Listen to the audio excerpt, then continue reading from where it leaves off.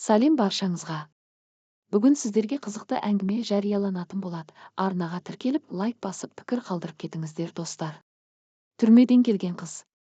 Сонау 17 жасымда мектеп бітірген шағым. Өзімге шешемнің еркелеп өскен жалғыз қызымын. Сонан болар олар менің ешқашан бетімнен қаққан емес. Өмірімде өзім қалаған таңдауым болса, соның бәрін жасады. Мен сонда мектеп бітіргеннен ешқандай оқусыз ақ жұмысқа тұрдым. Жалпы шешем ауқатты жерден шыққандар, бір қоңыраумен бір мекеменің бастығының оң қолы боп шыға келдім. Өйткені ақша жағынан ешқандай проблема жоқ болатын, алаңсыз едім. Ал енді өзім жайлы айтсам, түр-тұрпатым келбетті көп еркектердің көзіне түсетіндей, дене бітімім жігіттердің ойын бұзатындай қызбын. Көптеген жігіттер артымнан жүгірді, бірақ бәрінің беттерін қайтарып бас тарттым. Сонда менің өзіме өзім сенімді болғаным сонша, анау-мынау жігіттерді менсінбейтін мінезім де бар еді. Сөйтіп жүріп бір үйдің жалғыз қызы болсам да бірге тұрмай бөлек тұрып жаттым. Ал жұмысқа орналасуым жай ғана тәжірибе жинасам деген ойым болды. Сондағы жұмыста соңымнан қалмай жүрген бір жігіт бар еді, жасы менен 3 жасқа үлкен. Қипақтап келіп ананы-мынаны айтып отыратын, оның да кеудесінен қағып қарамай қойдым. Сөйтіп жүргенде арадан 6 айдай уақыт өтті. Бұл жігіт қыр соңымнан қалмады. Бір күні бірге жұмыс істейтін құрбым хабарласып, қала сыртында қыздармен отырайық деген ұсыныс айтты. Құрбым болған соң не дейін, мақұл деп келісе кеттім. Ол қала сыртында орналасқан дача еді, көлігімді тастап таксимен бардым. Сөйтсем басқа қыздар келмеген күте тұрайын деп түсіп қалдым.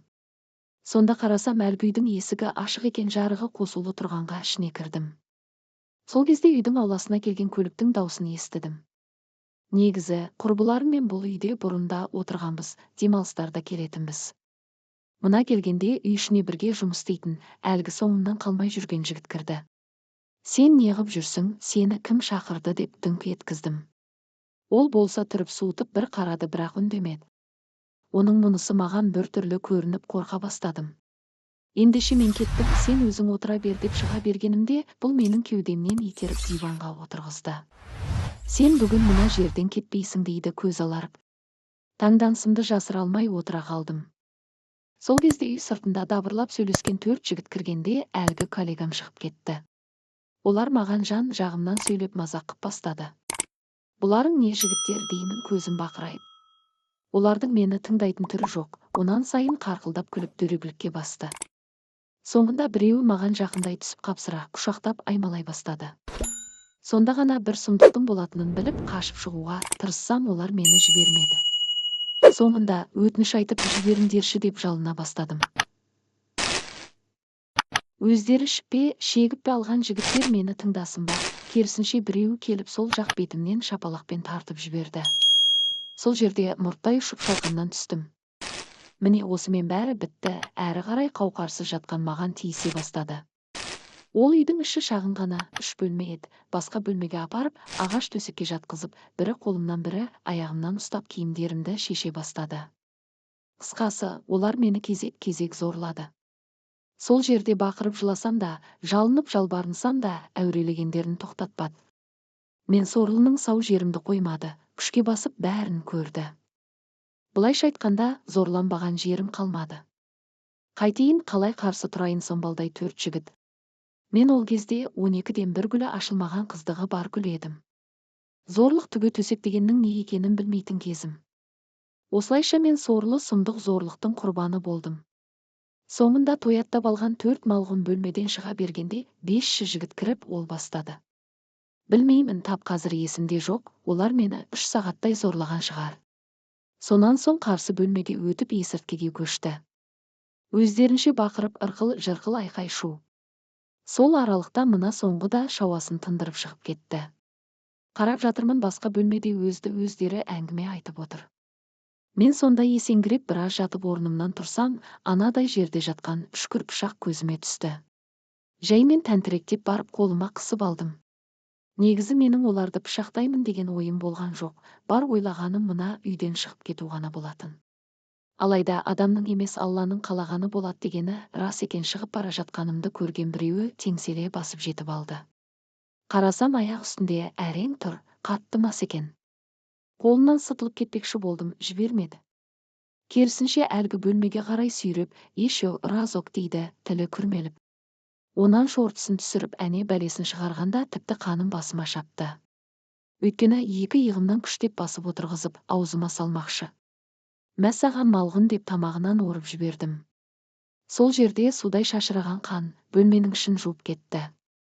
Содан шығып есігін жаба салдым. Сөйтсем сыртқа шығатын есікке сүйеніп тағы біреуі тұр. Оның да мені жіберетін түрі жоқ, жолымды бөгіп көлденең шыға берді. Мәссаған деп, мұның да жүрек тұсына тығып алдым. Ақ деп барып кеудесін ұстап отыра кетті. Сол жерде есікті ашып жіберіп қаша жөнелгім келген, алайда соңымнан жеткен тағы бір жігіт жабыса кетті. Мәссаған да керек болса, жіңішке жүзді өткір пышақ қойсын ба, қан бұрқ ете қалғанда ішін ұстап қашқан жігіт тәнтіректеп басып әлгі бөлмеге жетіп үлгерді. Сонда ғана мен олардан қашып құтыла алмасымды біліп шабуылға кештім. Әсте олар менің қолымда пышақ бар деп ойламаса керек, жан жағымнан жабыса кетті. Тістеніп алғанмын, жалаңаш жігіттердің бірінен соң біріне тығып ала бердім. Олар сонда көздері аларып бір-бірден құлай берді. Қысқасы, үш жігіт үш жерде сұлап жатты. Анау бөлмедегі тамағынан орғаным 4-ші, сонда тағы біреуі қайда. Оны тірі қалдырсам айтып қояр деген қорқыныш пайда болғанда, мен сол 5-ші жігіті іздей бастадым. Таптым, оны да таптым. Онынан тұра алмайды, удай мас немесе шегіп алған төрдегі кереуетте жатты. Қолыма жалаңдаған пышағымды ұстап жақындай бергенде, көзі жәудіреп басын бұға берді.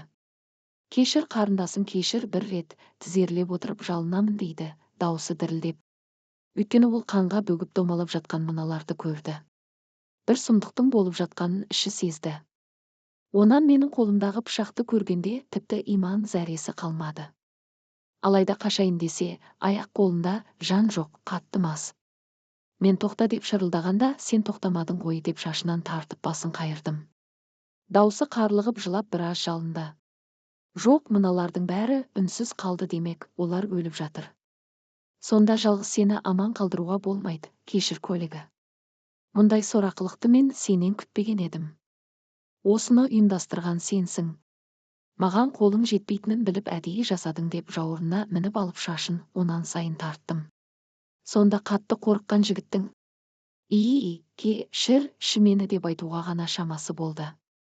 Шамасы емес, уақыты болды. Онан әрі қорылға басты. Себебі тамағынан орып жіберіп қоя бергенімде. Қаны сиген тамағын ұстап тұра қашты. Бірақ үйден шығып кете алмай табалдырыққа жетіп құлады.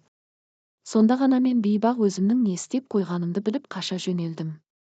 Содан үйге жетіп жуынып шайынып қан тамған киімдерімді жасырып айғақтың бәрінен құтылуға тырыстым. Осылайша 3 күн үреймен үймен шықпай жатып алдым. Сондағы қорыққаным сонша, есік алдына шықсам полиция аңдып тұрғандай көрінетін. Алайда түнсіз жатқанымды білген әке, шешем қоңырау соғып хал сұрап бастады. Үйдемін, бәрі жақсы деймін анама. Онан қоңырау соққан әкеме де осы сөзді айтамын. Бәрі жақсы болса жұмысыңа шықсайшы, сені таппай менен сұрап жатыр ғой, дейді әкем. Жарайды пап, ертең шығамын деп алдап қоя саламын. Бірақ ертесіне де, оның ертесіне де жұмысқа бармадым. Қалай барайын, біздің полиция дабыл қағып шуласып жатты. Бұл менің зәремді алып онан сайын қорқытты. Соңында полицияға барып өзім берілдім.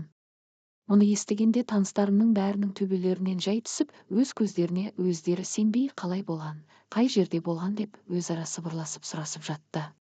Әрі қарай тергеу амалдары басталды. Сонда ғана мен сорлы істің мән жайын анық түсінгендей болдым. Қолыма кісен салып әлгі дачаға апарғанда бірі шалқайып, бірі бүк түсіп жатқан адамдардың манекендерін бормен қоршап сызып қойыпты. Бәрі көз алдымдағыдай қаз қалпында. Оны көргенде бірме-бір ұстап бауыздағандарым есіме түсіп сол жерде бәрін мойындадым. Сонда да мені тәнімнен табылған зорлық белгілері мен төменімнен табылған әр түрлі жігіттің шауқаттары құтқара алмады. Сот үкімімен 5 жылда арқалап кете бардым. Сотқа келген туған туыстарым мен әке-шешем көз жастарын көл қылып артымда қала берді. Бірақ әрі-бері жүгірген әкем ақша тығып 5 жылды 3 жылға ауыстырды. Сөйтіп жүргенде 3 жыл өтіп бостандыққа шықтым. Сонан соң жұмысқа баруға бет жоқ, әкемнен ақша алып сұлулық салонын аштым.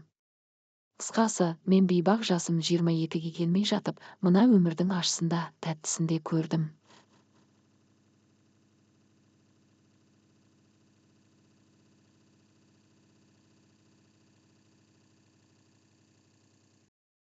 Алайда жасың біразға келді ғой қызым, жөні түзу жігіт жолықса, бас қос, басың екеу болмай, малың екеу болмайды деп анам сыбырлай берді. Оларға жеңгелерім мен құрбыларым қосылды. Сөйтіп жан жағымнан шулап жүріп біраз жігітпен таныстырды. Бірақ мен қайтейін, жүрегімнен жігіттерге деген өшпенділік кетпей қойды. Сол күн олардың ешбірімен жараса алмадым. Жасым болса кетіп бара жатыр. Күнделікті қалаған уақытымда жұмысыма барып келемін. Сонан соң түнімен жалғыздық жолдасым, жастығым сырласым болады. Соңғы кездері ұйықтап жатып шошып оянатын болдым.